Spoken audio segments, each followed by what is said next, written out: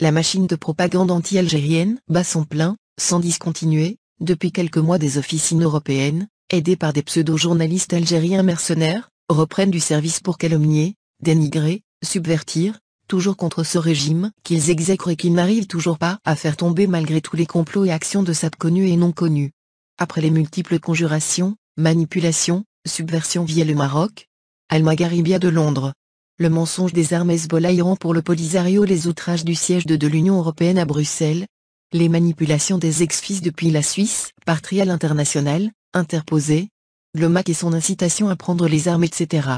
Voici une nouvelle recrue inconnue, mais cocasse pour ses fantaisies, qui se joint à la meute franco-anglo-suisse. Nous lisons la presse papier et électronique, algérienne et étrangère, nous n'avons pas eu vent de ce Mohamed Elias Rahmani, présenté comme ancien haut-officier de l'armée nationale populaire, encore moins de son parti politique nommé Front des Forces Vives, fondé à Paris, alors que l'Algérie a au moins une douzaine de partis politiques agréés qui activent depuis au moins 25 ans. Un individu et un parti politique qui sortent de nulle part, dont nous apprenons l'existence, au hasard d'une lecture, sur un site d'information étranger.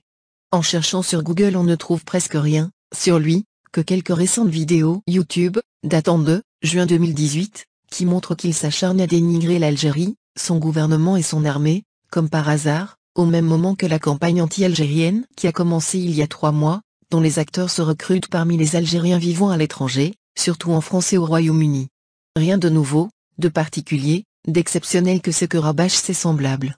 Ce site étranger titre son article Ancien officier algérien, la cocaïne saisie à Oran est une affaire de narcoterrorisme, tirée de la déclaration de ce Rahmani, qui ne présente aucune preuve et sans attendre les résultats de l'enquête. C'est curieux pour quelqu'un qui dit être haut gradé des services de renseignement, donne l'impression qu'il défend l'Algérie alors qu'il est facile de déceler des actions subversives, comme le prouvent ces fraîches vidéos datant de juin 2018. Les 3 vidéos d'une médiocrité criarde, intitulées « L'Algérie n'a aucune politique ». Le régime est impliqué dans l'affaire de la cocaïne. Il est temps de se réveiller.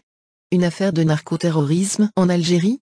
Pour 700 kilos, connaît-il les énormes quantités qui se déversent en dizaines de tonnes à Rotterdam, Hambourg et Valence Espagne?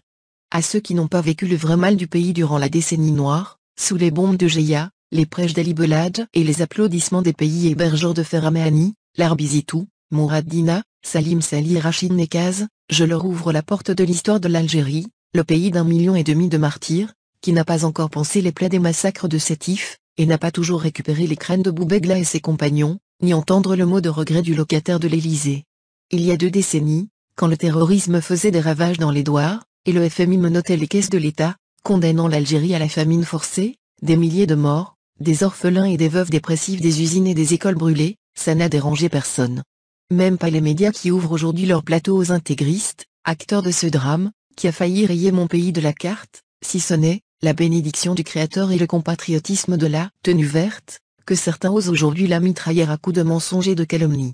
Ils ont essayé maintes fois d'importer le printemps arabe pour tuer cette stabilité payée du sang des innocents, mais les multiples slogans des BHL, de Abbassi Madani et les agents de la DGSE, de Ferramehani, ont fait échec devant l'éveil d'une jeunesse qui a retenu la leçon de la Libye, confirmant l'exception algérienne au printemps arabe, prévenant l'Occident que cette génération a fait son propre printemps algérien en 1988 et ne fera jamais du copier-coller au modèle juif occidental. Les généraux du sinistre fils, Mohamed Larbizitou et Mourad Dina, ou alors les indicateurs des services français, Rachid Nekaz et Habib Samraoui, ou encore le journaleux Salim Sali de la chaîne du fils dissoute, Al-Magharibia, parlant ou une langue commune, le saupoudrage, tente de bousculer encore une fois le pays vers la période des années 90.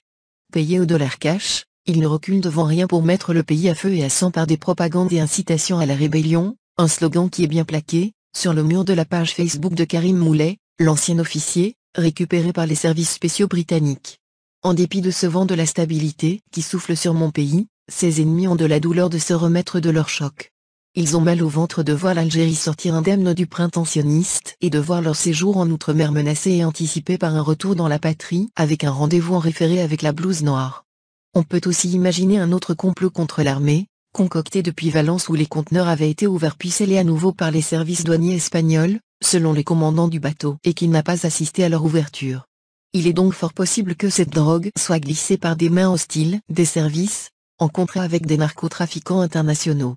A-t-il entendu parler des méthodes utilisées par les marionnettistes du trafic de drogue, dont la technique Ripeoff et Ripéon, Ramani donne l'air d'un véritable novice, en gobant et relayant des informations inconsistantes et incohérentes. On peut ériger d'autres scénarios aussi logiques que probables. Attendons donc les résultats de l'enquête, qui déterminera les tenants et aboutissants de cette affaire. On doit s'attendre à plus d'attaques, à plus de subversion et de manipulation, mais c'est peine perdue. Les jeunes Algériens de 2018 ne sont plus ceux d'il y a 30 ans.